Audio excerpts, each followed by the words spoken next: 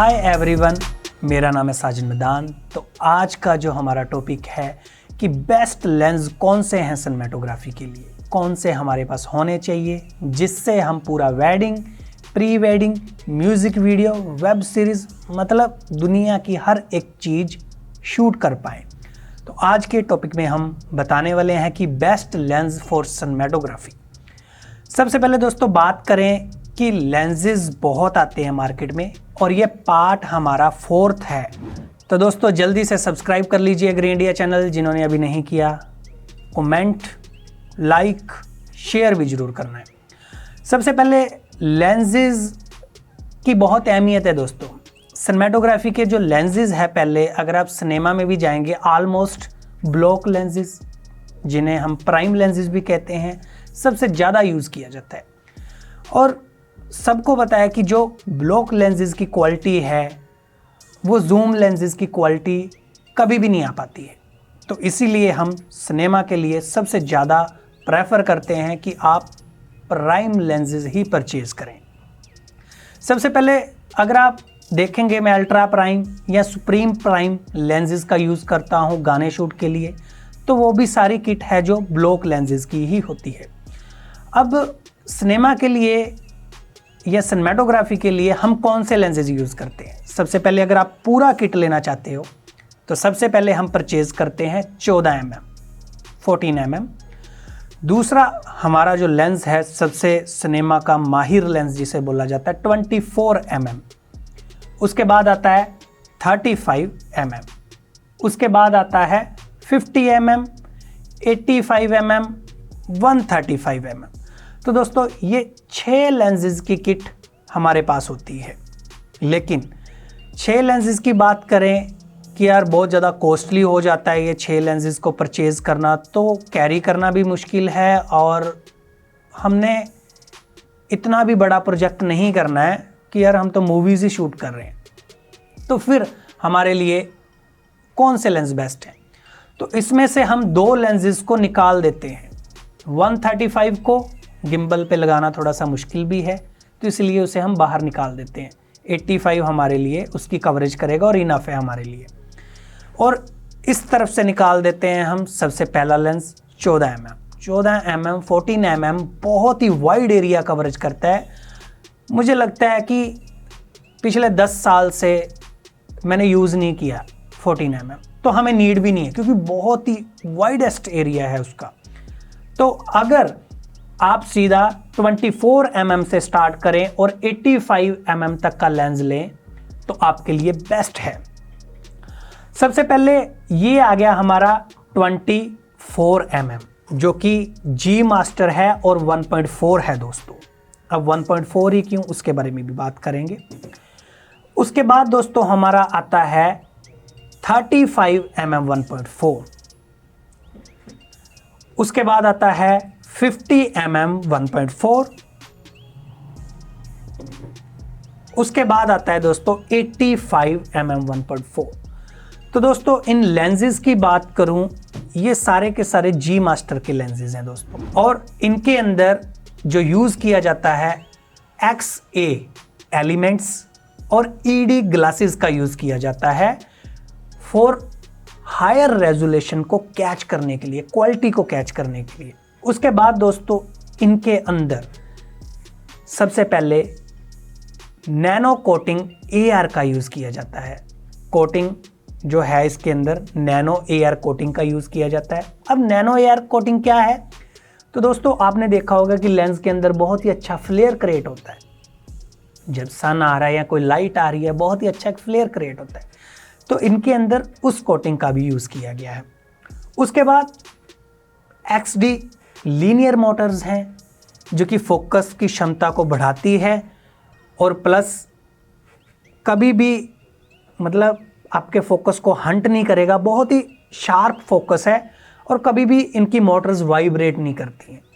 नहीं तो third party lenses के साथ क्या होता है कि अगर आप उस लेंस को यूज़ कर रहे हैं तो उसकी 2 साल के बाद मोटर स्लो हो जाती हैं, फोकस रिंग हार्ड हो जाता है और हमें आगे वाले सब्जेक्ट को वो फोकस हंट ही करता रहता है।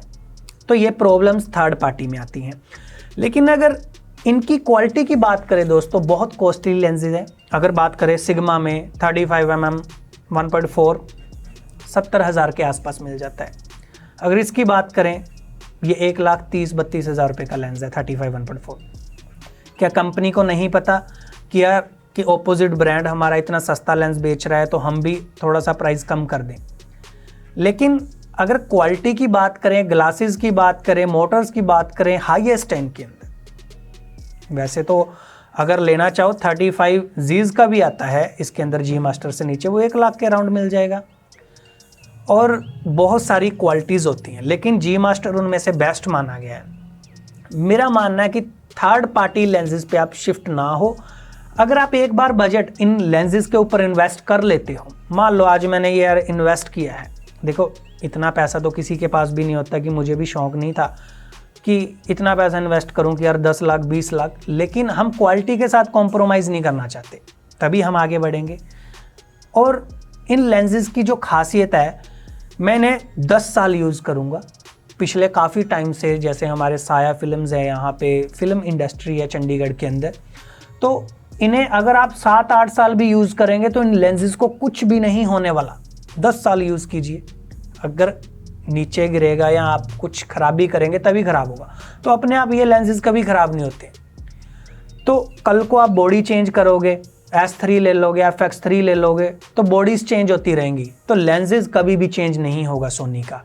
आज यहाँ पे बैठ के क्यों बोल रहा हूँ कि लेंस जो चेंज नहीं होगा, क्योंकि कंपनी के APS-C कैमरे से लेके सुपर 35 कैमरे से लेके 70 लाख की बॉडी जो VNS2 है, नियर अबाउट है 70 लाख के, और उसके ऊपर भी ई माउंट लेंस है दोस्तों। APS-C मतलब जो इनका 40 से 50 हज़ार रुपये का कैमरा, उस पर भी ई माउंट लग रहा है, और 70 लाख रुपए की ओनली बॉडी के ऊपर भी ई माउंट लग रहा है। उसके ऊपर PL माउंट भी दिया है, ई माउंट भी दिया है। बुरानो जो नया कैमरा आया है उसके अंदर भी क्या है, PL माउंट भी है, ई माउंट भी है। VNS1 के अंदर भी, मतलब सारे कैमरे के अंदर ई माउंट। आपने देखा होगा कैनन ने RF माउंट निकाला तो लोगों ने सारा कैमरा ही, जब लोगों को लगा यार हमें अपडेट ही करना है तो लेंसेज भी बेचनी है, तो लेंसेज भी बेच दो, नए ब्रांड पे शिफ्ट हो जाओ। लेकिन कंपनी ने अगर सोनी ये चाहेगी तो आपको पता है कि कितना लॉस होगा, इनको खुद को पता है, इसलिए एक ही माउंट पे ऊपर काम करते हैं। 72 लेंसेज इनके पास हैं। लेकिन हम ये 4 लेंस क्यों बता रहे हैं, लेंसेज तो बहुत है, 12, 14, 16, 18, 20, 24, 35, 32, बहुत सारे लेंसेज हैं। लेकिन हम ये 4 लेंस परचेज कर लेते हैं, दुनिया की हर एक चीज़ शूट कर पाते हैं। 1.4 ही क्यों, क्योंकि इनके MOD बहुत स्ट्रॉन्ग है, मिनिमम ऑब्जेक्ट डिस्टेंस। अगर आप 35mm 1.4 से क्लोजअप शॉट लेते हैं तो बहुत ही प्यारा बुके आपको क्रिएट मिलता है। और इनकी जो क्वालिटी है, इनके फोकस रिंग है, इन पे जो अपर्चर रिंग है ये भी बाहर दे दिया है। 50mm के ऊपर अगर बात करें 11 ब्लेड्स हैं, तो उसके अंदर क्या बुके सिस्टम भी आपको बहुत सॉलिड मिलता है। तो मेरा मानना था कि आपको ये टॉपिक बताया जाए। ये 4 लेंसेज हमारे लिए बेस्ट हैं। इन लेंसेज को अगर आप परचेज़ कर लेते हैं, ज़रूरी नहीं है, मैं ठीक है मैं मान गया आपका बजट ही नहीं है जितना, ये 4 लेंसेज भी आप जी मास्टर में नहीं ले सकते हैं। लेकिन हमारे पास जो लेंसेज होने चाहिए 24 होना चाहिए, उसके बाद 35mm होना चाहिए, उसके बाद हमारे पास 50mm होना चाहिए, उसके बाद 85। अगर ये 4 लेंसेज आपके पास हैं, वेडिंग से लेके आप कहीं पे भी फंसने नहीं वाले हैं। कंजेस्टेड एरिया में भी 24mm बहुत वाइड होता है। तो उम्मीद है आपको सबको पता चल गया होगा। आगे चल के हम बात करेंगे कि इनको यूज़ कैसे करते हैं। और 1.4 हमें लगता है कि यार 1.4 ले लिया जी, साथ वाला तो सब्जेक्ट ब्लर हो रहा है। कई बार हमारी थिंकिंग आती है ना कि दुल्हन की एंट्री 1.4 है या प्री वेडिंग कर रहे हैं 1.4 है, साथ वाला सब्जेक्ट ब्लर हो रहा है। तो दोस्तों वो सिनेमेटोग्राफी की हमें नॉलेज होनी चाहिए कि SPO क्या है, सिंगल पॉइंट ऑब्जेक्ट क्या है, उसके ऊपर हम काम करते हैं। तो हमारी थिंकिंग ही नहीं रहती कि यार हम टारगेट किसको कर रहे हैं, हमारा टारगेटेड पॉइंट ही नहीं पता, सिंगल पॉइंट टारगेटेड। जैसे मूवीज़ होती है ना, 1000 मतलब बंदा होता है, 10,000 बंदा होता है, मेला लगा होता है, लेकिन हीरो बीच में विजिबल होता है। वो सिंगल पॉइंट टारगेटेड का ऑप्शन यूज़ करते हैं। ऑप्शन नहीं होता, मतलब सिनेमेटोग्राफर है SPO का यूज़ करता है, तो 1.4 के ऊपर काम करते हैं वो लोग। तो हमारी थिंकिंग क्या है, साथ वाला बंदा ब्लर हो रहा है जी, एक दुल्हन की एंट्री हो रही है, मैंने 1.4 पे ऊपर सोचा कि खींचूंगा।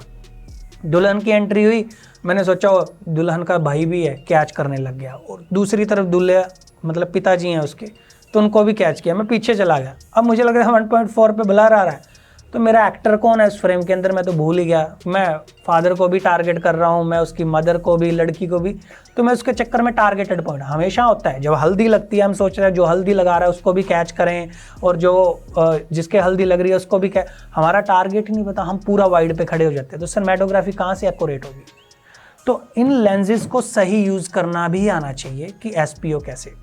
तो आगे वाले टॉपिक्स में ये सारी चीज़ें कवर करेंगे। उम्मीद है आप लोगों को समझ लग गया होगा। और ग्रे इंडिया चैनल सब्सक्राइब कीजिए, शेयर कीजिए, कमेंट कीजिए, ताकि हम आपके लिए और भी अच्छे ट्यूटोरियल्स ला सकें। Thank you so much.